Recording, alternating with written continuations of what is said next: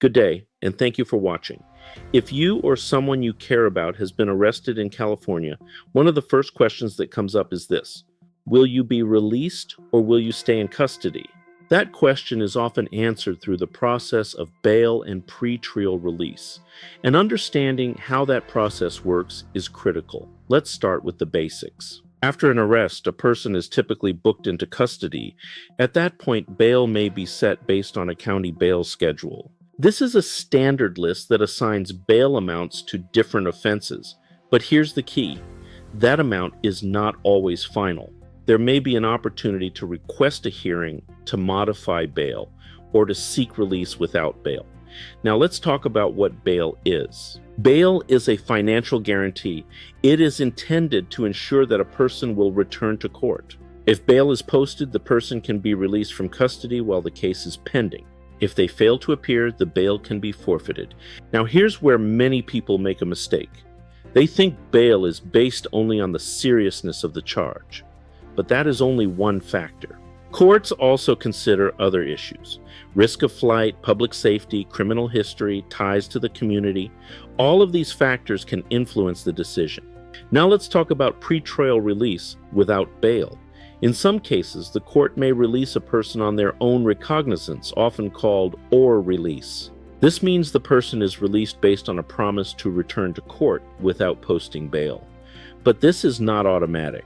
The court must determine that the person does not pose a risk of flight or danger. Now let's discuss bail hearings. If bail has been set, it may be possible to request a bail reduction. At that hearing, the court will evaluate the circumstances. Arguments may be made regarding the person's ties to the community, employment, family responsibilities, and other relevant factors. This is where preparation matters. Presenting clear information can influence the outcome. Now let's talk about conditions of release. Whether a person is released on bail or on their own recognizance, there may be conditions. These can include things like no contact orders, travel restrictions, regular check-ins, or other requirements. Violating these conditions can result in being taken back into custody.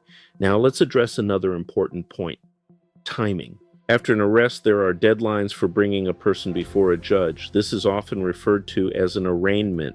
At that stage, bail and release conditions may be reviewed. Now let's talk about the impact of remaining in custody.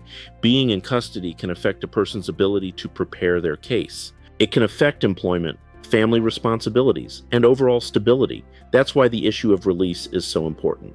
Now let's discuss strategy. If you are dealing with a situation involving bail, it is important to understand the factors the court will consider. You need to present information that supports release, demonstrate ties to the community, show stability, and address any concerns the court may have. Now let's talk about common misunderstandings.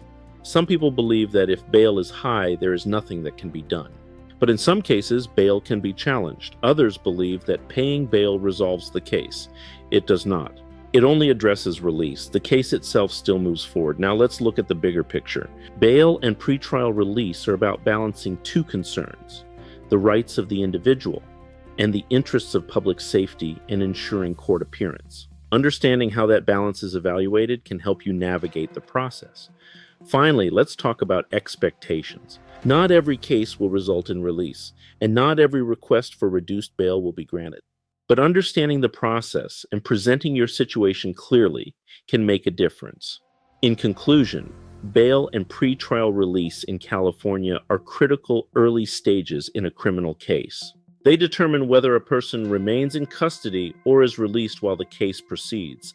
And that decision is based on multiple factors, not just the charge itself. If you or someone you care about is dealing with an arrest, it is important to understand how this process works and what options may be available.